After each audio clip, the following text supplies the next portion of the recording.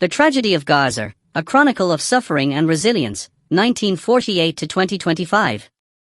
The Gaza Strip, a narrow, densely populated enclave along the eastern Mediterranean Sea, has long stood as a symbol of suffering, resistance, and forgotten humanity.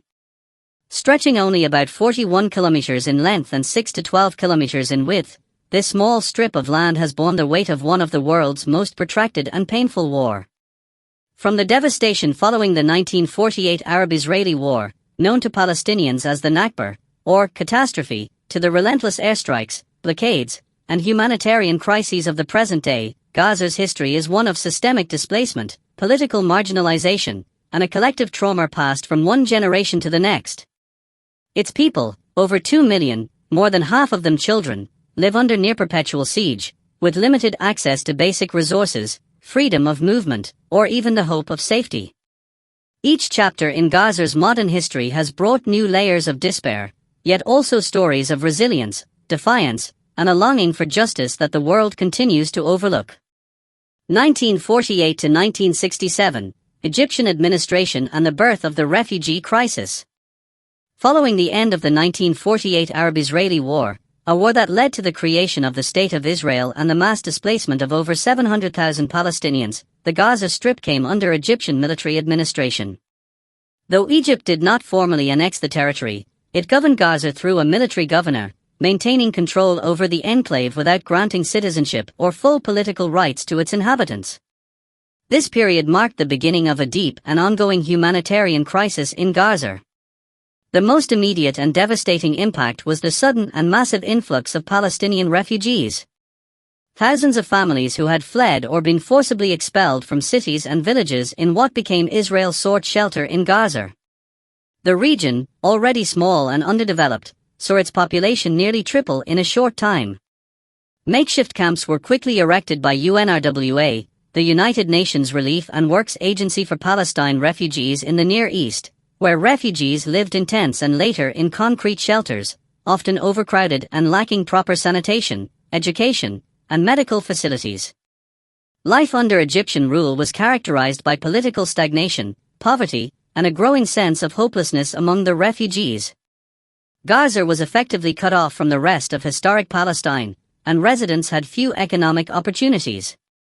Travel was restricted, and there were limited prospects for integration or return.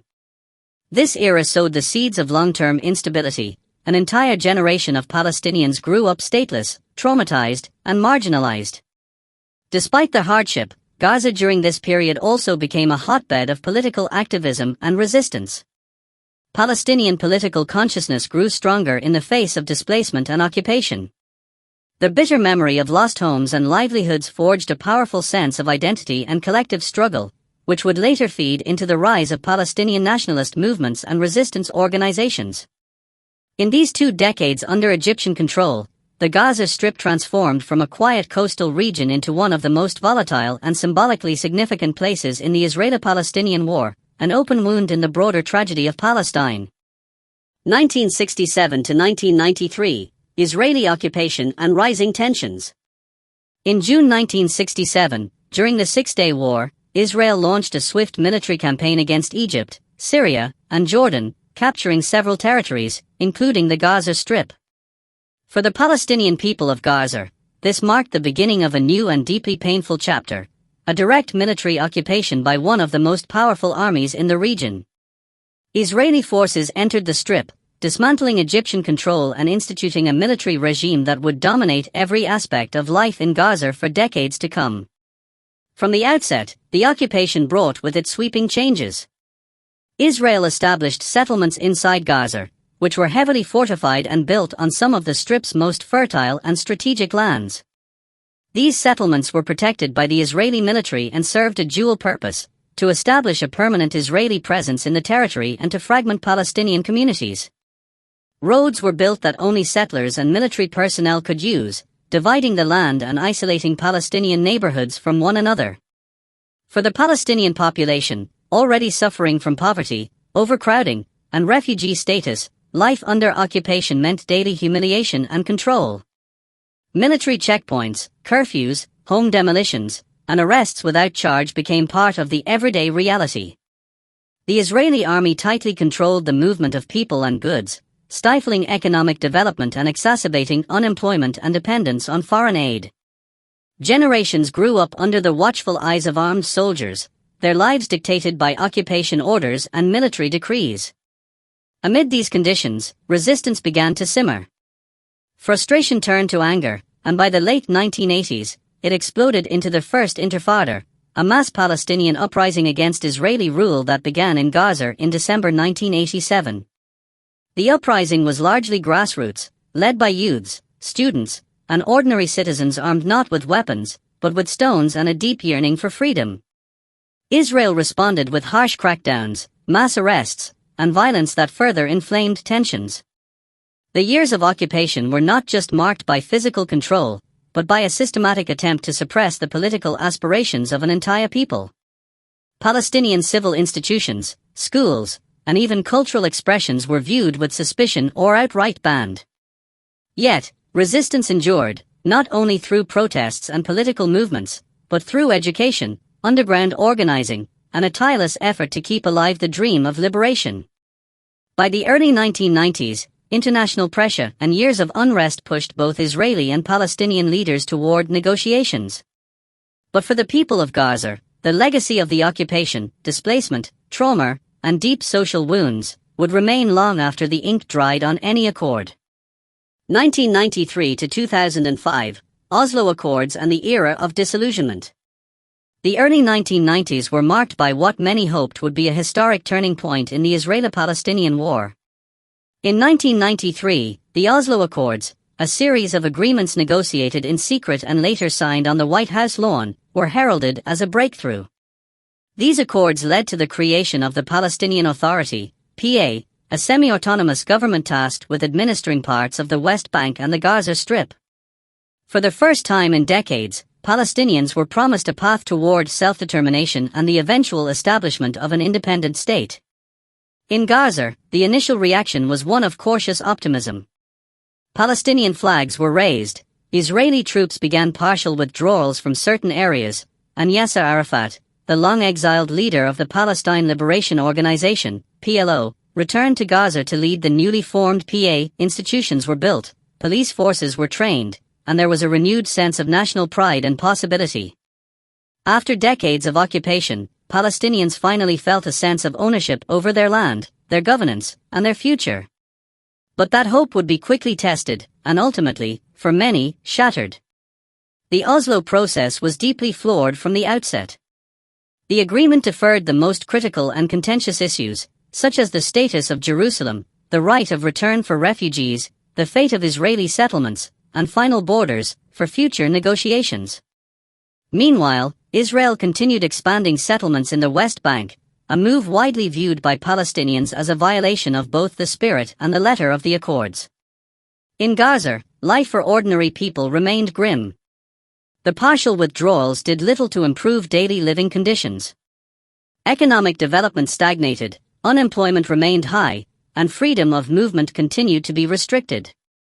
While the Palestinian Authority gained limited administrative control, Israel maintained control over borders, airspace, and resources. The illusion of autonomy began to crack. Worse still, corruption and authoritarianism began to plague the PA. Accusations of nepotism, mismanagement of funds, and suppression of political dissent eroded public trust in the new leadership. The PA, once a symbol of Palestinian hope, became in the eyes of many a dysfunctional body incapable of resisting occupation or improving the lives of its people. The growing disillusionment gave rise to new political forces, most notably Hamas, an Islamist movement that rejected the Oslo process entirely. Support for Hamas increased dramatically, especially in Gaza, where many residents felt betrayed by the failed promises of peace and prosperity. Sporadic violence continued, with militant groups launching attacks and Israel retaliating, often with devastating consequences for civilians. By the early 2000s, the peace process had all but collapsed. The Second Intifada, a new wave of Palestinian uprising, erupted in 2000, triggered by Israeli political provocations and years of broken promises. The violence was more intense and prolonged than the first, and it further entrenched mutual distrust. Gaza, once again, became a battleground and a symbol of the shattered dream of peace. When Israel unilaterally withdrew its military and settlements from Gaza in 2005, it was not the culmination of Oslo, but rather a recognition that the process had failed. The withdrawal, carried out without Palestinian coordination, left behind a political vacuum and set the stage for future war. Far from marking an end to occupation, it redefined it, transforming Gaza into what many human rights observers would soon describe as the world's largest open-air prison, sealed off by land, sea, and air. The Oslo era, which began with handshakes and Nobel Peace Prizes, ended in bitterness, fragmentation, and a Gaza more isolated and devastated than ever. 2005 to 2007, Israeli disengagement and the rise of Hamas. In 2005, Israel carried out a controversial and unilateral policy known as the Gaza Disengagement Plan. Under the leadership of Prime Minister Ariel Sharon, Israel evacuated all 21 Jewish settlements in the Gaza Strip and 4 in the northern West Bank, removing approximately 9,000 settlers and withdrawing its military forces from the territory. While this move was hailed by some as a step toward peace and a shift in Israeli policy, others criticized it as a strategic redeployment rather than a true end to occupation. Though Israel no longer had a physical presence inside Gaza, it retained control over the Strip's airspace, maritime access, and most of its border crossings, especially the vital Rafah crossing, which remains subject to Israeli and Egyptian coordination. As such, the disengagement did not equate to full sovereignty for the Palestinians of Gaza. Following this withdrawal, the Palestinian political landscape underwent a seismic shift. In January 2006, Hamas, the Islamic resistance movement, won a decisive victory in the Palestinian legislative elections. Their victory stunned the international community and deeply unsettled the ruling Fatah party, which had long dominated Palestinian politics. Hamas, designated as a terrorist organization by the United States, the European Union, Israel, and other countries, ran on a platform of resistance to Israeli occupation and promised to fight corruption that had plagued the Fatah-led Palestinian Authority. Despite its democratic mandate, Hamas's election sparked a swift international backlash. Key donor nations cut off funding to the Palestinian Authority unless Hamas agreed to renounce violence, recognize Israel, and abide by previous agreements, demands it refused to meet. The result was a crippling financial crisis and a growing division between the two major Palestinian factions. Tensions between Hamas and Fatah escalated into open war, particularly in Gaza, where power struggles turned deadly. By mid-2007, after months of violent clashes, Hamas took full control of the Gaza Strip in what it called a defensive coup. Fatah officials and security forces were expelled or killed, and the Strip came under exclusive Hamas administration. In response, Palestinian President Mahmoud Abbas dissolved the unity government and established an emergency government in the West Bank, effectively formalizing the geographical and political split between the West Bank, controlled by Fatah, and the Gaza Strip, governed by Hamas. This period marked a turning point in Palestinian history and regional politics. The division between Hamas and Fatah weakened the broader Palestinian national movement and complicated efforts for statehood. It also provided Israel and its allies with a justification to impose a severe blockade on Gaza, citing security concerns stemming from Hamas's control. The blockade, enforced by both Israel and Egypt, severely restricted the movement of goods and people, plunging Gaza's population into deeper economic hardship and isolation. What began as a strategic Israeli withdrawal ended in a fragmented Palestinian polity, an emboldened Hamas, a besieged Gaza Strip, and a long-lasting internal rift that continues to paralyze Palestinian aspirations for unity and independence. 2007 to 2023, blockade, isolation, and recurrent devastation. Following Hamas's takeover of the Gaza Strip in June 2007, Israel and Egypt imposed a comprehensive land, air, and sea blockade, citing security concerns related to Hamas's militant activities and its refusal to recognize Israel. This blockade, now in place for over 15 years, has had devastating consequences for Gaza's economy, infrastructure, and social fabric. Though it was initially framed as a temporary measure, the blockade evolved into a form of collective punishment, severely limiting the movement of people and goods, crippling trade, and deepening Gaza's isolation from the outside world. The blockade tightly controls imports and exports, severely restricting the entry of construction materials, medical supplies, fuel, and other essential goods. It also effectively traps over 2 million Palestinians, the vast majority of whom are refugees or descendants of refugees, within the 365 square kilometer strip. The United Nations and various human rights organizations have described Gaza as an open-air prison, with many inhabitants never having left the territory in their entire lives. The lack of access to clean water, consistent electricity, quality healthcare, and educational opportunities has created a humanitarian emergency of staggering proportions. Amid this siege, recurrent wars and military operations have turned life in Gaza into a cycle of destruction and grief.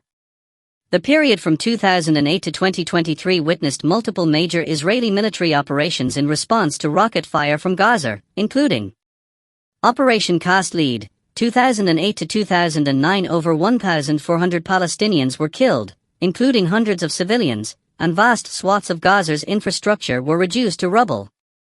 Operation Pillar of Defense, 2012 lasted 8 days and killed over 160 Palestinians.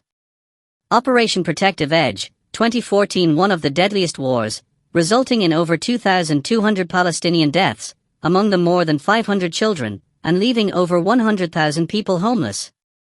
Escalations in 2018, 2019, and 2021, including the May 2021 war, which killed over 260 Palestinians, many of whom were women and children, in just 11 days. Smaller but deadly confrontations continued through 2022 and 2023, with airstrikes hitting densely populated areas and infrastructure already weakened by previous wars. These repeated wars have traumatized an entire generation of Gazans. According to UNICEF, more than 800,000 children in Gaza, approximately 40% of the population, have grown up knowing nothing but war, fear, and deprivation. The psychological toll is incalculable. PTSD, anxiety, and depression are widespread among both children and adults, and mental health services are underfunded and overwhelmed. Gaza's economy has been systematically dismantled. Unemployment has hovered around 45 to 50%, with youth unemployment exceeding 70% in recent years.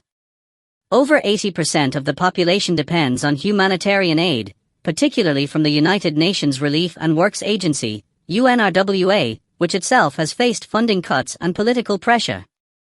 Healthcare facilities are overstretched, frequently lacking essential medications, and often unable to treat serious injuries or chronic conditions due to shortages and power outages.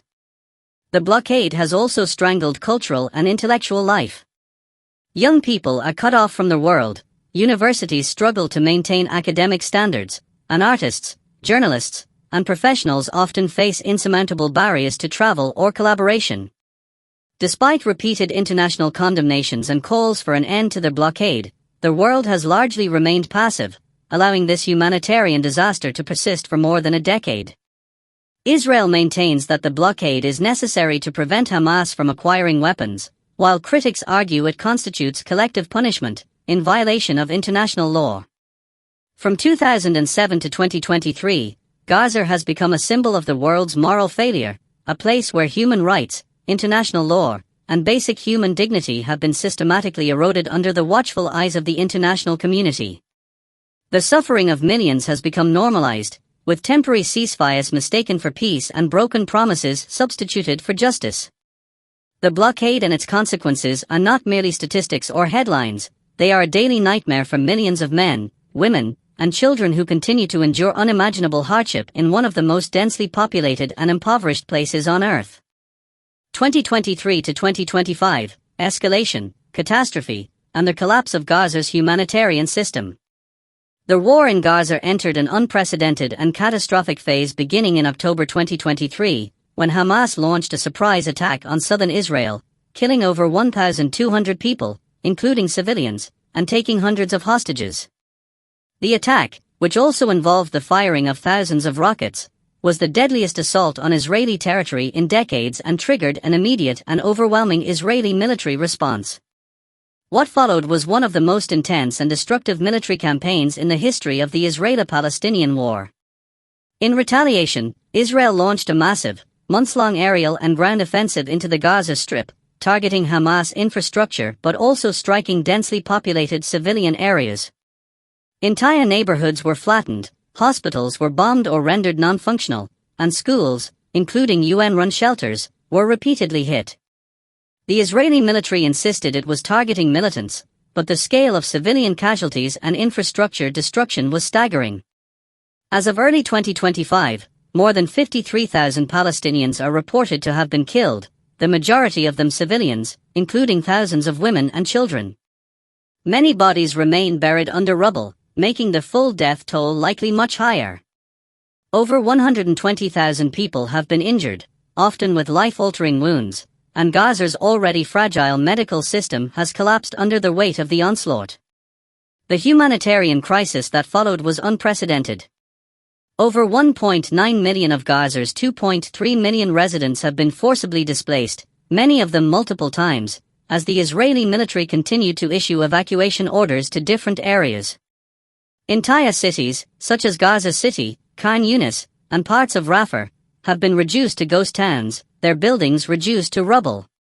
People now live in makeshift tents, in overcrowded shelters, or in the open, with little access to food, clean water, or basic sanitation. Diseases such as cholera, respiratory infections, and diarrhea spread rapidly in the absence of a functioning health infrastructure.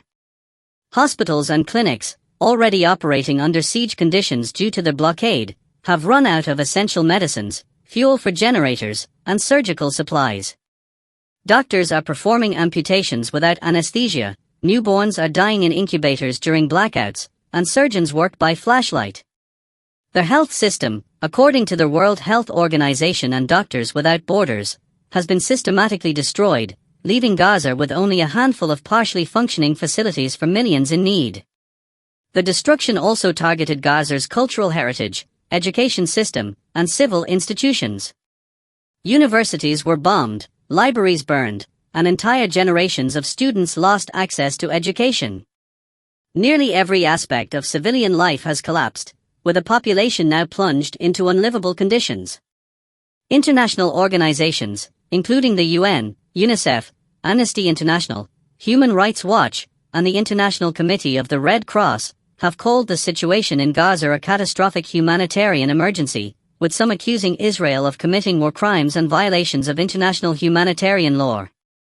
The scale of the destruction, the targeting of civilian infrastructure, and the siege tactics, such as cutting off water, food, and electricity, have raised accusations of collective punishment and potential genocide, as defined under the 1948 Genocide Convention. Meanwhile, the international response has been deeply polarizing. While many countries in the global south and significant civil society movements in the west have demanded an immediate ceasefire and accountability, key Western governments have continued to support Israel diplomatically, militarily, and financially, often blocking UN Security Council resolutions calling for a halt to the war. Massive protests erupted worldwide, with millions marching in solidarity with Palestinians, but these movements have faced censorship, surveillance, and political backlash. What Gaza has endured between October 2023 and 2025 is not just a war, it is the systematic collapse of a society, the erasure of a homeland, and the brutal dehumanization of an entire population. The trauma inflicted during this period will echo for generations. Children who survive will grow up without families, without homes, without education, and without hope. The moral stain of global inaction, or worse, complicity, will mark this period as one of the darkest chapters in modern history. As the bombs continue to fall and the bodies continue to be pulled from rubble, the world is left to ask, how many lives must be destroyed before conscience overcomes silence? The history of Gaza from 1948 to 2025 is not merely a chronicle of suffering, it is a cry for justice. For over 7 decades, the people of Gaza have endured occupation, siege, war, and exile, yet they have never surrendered their humanity, their culture, or their right to exist in dignity. Their resilience is not a choice, but a necessity born from a world that has too often turned its back. Now, more than ever, the cries of Gaza must not go unheard. The international community cannot continue to speak of human rights and democracy while denying these very principles to an entire people. The children of Gaza deserve more than survival, they deserve freedom, education, safety, and the chance to dream beyond the shadow of drones and rubble. The time has come for more than sympathy, it is time for accountability. A just and lasting peace must begin with the recognition of the Palestinian people's full rights, the right to self-determination, the right to return, the right to live free from occupation and fear. Until that day arrives, every moment of silence, every act of indifference, is complicity. Gaza is not just a place, it is a symbol of the world's moral failure. But it can also become a symbol of our redemption, if we dare to speak truth, demand justice, and stand unwaveringly for the inalienable rights of a people who have suffered too long.